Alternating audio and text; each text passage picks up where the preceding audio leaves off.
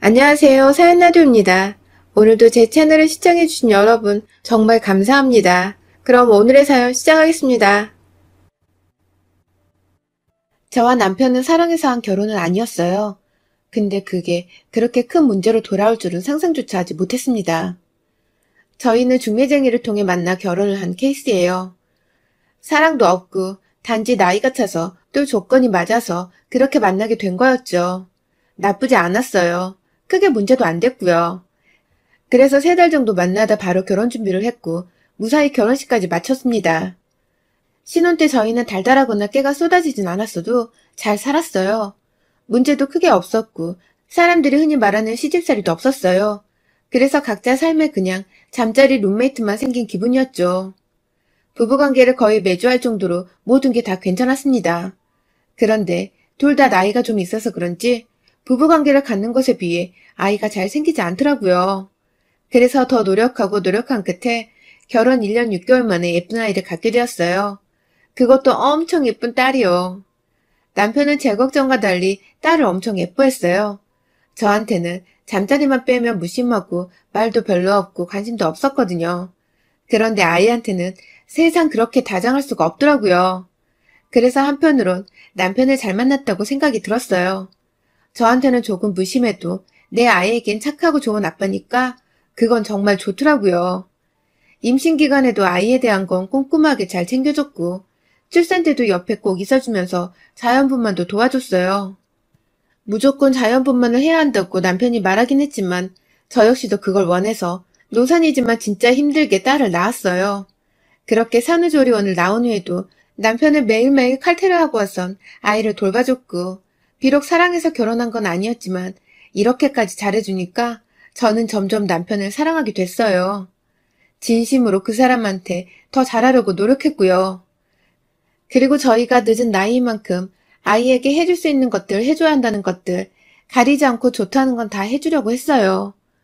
모유수유도 마지막에 나오는 모유가 영양분이 많다길래 저는 모유가 아예 안 나올 때까지 아이에게 먹였어요. 그러다 보니까 18개월을 먹였었네요.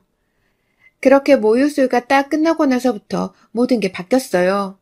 시어머님이 매일 저를 시댁으로 불러 집안일을 부탁한다는 핑계로 부려먹었고 주말에는 아이를 남편에게 돌보라고 하시곤 저만 집으로 따로 불러 온 집안의 이불들을 빨라고 했어요. 진짜 더 열받는 건 시댁이 복층이었는데 손에 잘 닿지도 않는 곳까지 청소를 시키더라고요. 저는 진짜 매일 밤 시어머니에게 시달려 너무 힘들었어요. 밤만 되면 온몸이 아파 너무 힘들었어요. 매일 오전과 새벽에는 잠투정 많은 아이에게 시달리고 오후에는 시어머님한테 시달리니까 진짜 죽겠더라고요.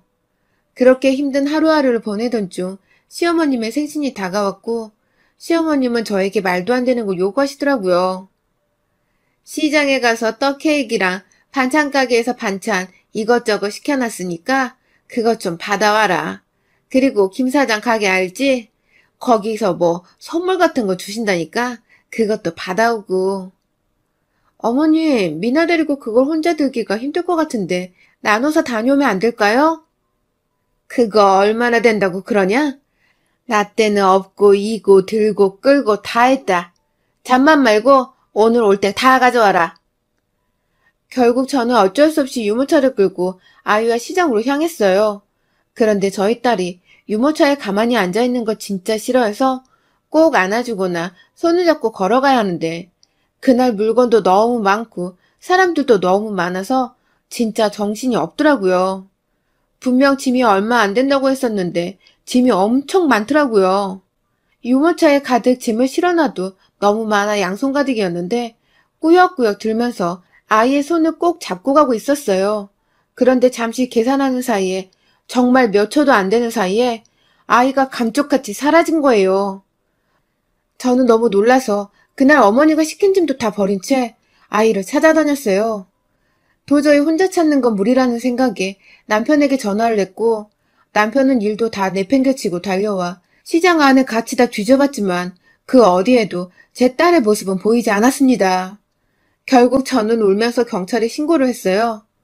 안 그래도 하루하루 피가 말라가는데 남편과 시어머니는 모두 제 탓이라고 비난을 했어요.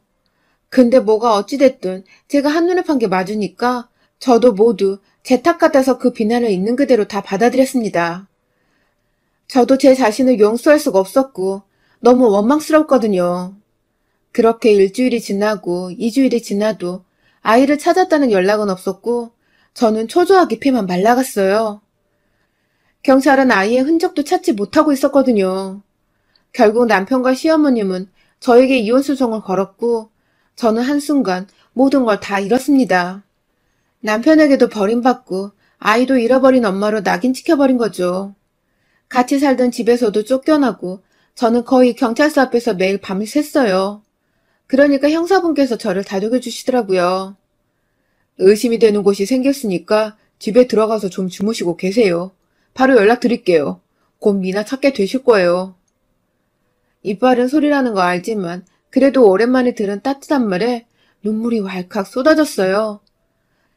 그렇게 친정집에서 넋을 놓고 살고 있었는데 경찰서에서 한 달 만에 아이를 찾았다는 전화가 왔어요.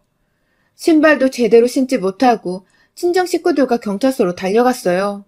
그런데 저는 거기서 진짜 기절을 했습니다. 그동안 저와 저희 친정 식구들은 눈만 뜨고 있지 정말 죄인처럼 살았었는데 제 아이를 납치한 범인이라고 형사님이 가리킨 곳에는 저와 저희 가족들을 비난하던 제 남편과 시어머니가 앉아있는 거예요. 사실 실신을 했던 저는 깨어난 모든 사실을 알게 되었습니다. 시어머님은 일부러 저에게 혼자 감당할 수 없을 만큼의 짐을 들게 시켰고 남편은 잠시 제가 아이 손을 놓은 틈을 타 아이에게 손짓해 다가온 아이를 안고 도망친 거였어요. 그때 거기엔 CCTV도 사람도 너무 많아 아이를 본 사람을 찾기가 어려웠던 거였어요. 진짜 말도 안 되는 상황에 저는 말문이 턱하고 막혀버렸어요. 정말 드라마나 영화에서 보던 일이 저에게 일어났으니까 아무 말도 못하겠더라고요. 그런데 이게 법으로 가족이 아이를 데리고 간 경우니까 뭐를 할 수가 없다 그러더라고요. 형사님도 어이없어 했는데 어쩔 수 없다고 남편과 시어머님을 풀어줬어요. 그래서 저는 일단 집으로 돌아가 남편과 이야기를 시작했어요. 왜 그런 거야? 이혼하고 싶었어. 왜? 사랑하지 않으니까. 너는 미나를 너보다 더 사랑하고 예뻐하니까 이렇게 안 하면 이혼도 아이도 다 나한테 안 해줬을 거잖아. 정말 기가 차더라고요. 제가 이혼도 안 해줄 거고 아이도 포기하지 않을 게 뻔하니까 일부러 제 탓을 만들어 헤어지려고 했다는 거예요. 게다가 시어머니까지 함께 짜고 이 일을 꾸몄대요. 저는 뭔가 더 있을 것 같다는 생각이 들어서 남편에게 여자가 생긴 거냐고 물어봤어요. 그러니까 그건 끝까지 아니라고 발뺌을 하더라고요. 근데 남편의 여자를 찾는 건 어렵지 않았어요. 시댁으로 찾아간 날 밖에서 싸우는 소리가 쩌렁쩌렁하게 들리더라고요. 남편과 시어머님 그리고 모르는 여자의 목소리였어요.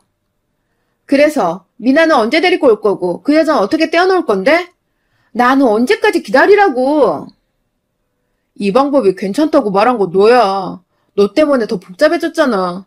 아, 미나는커녕 재산도 못 가지고 오게 생겼다고. 이게 그럼 내 탓이야? 내가 말할 땐 나보고 천재라고 그렇게 칭찬을 하더니 그러니까 내가 깔끔하게 대리모 쓰자고 했지? 이게 다 뭐야 오빠 때문에.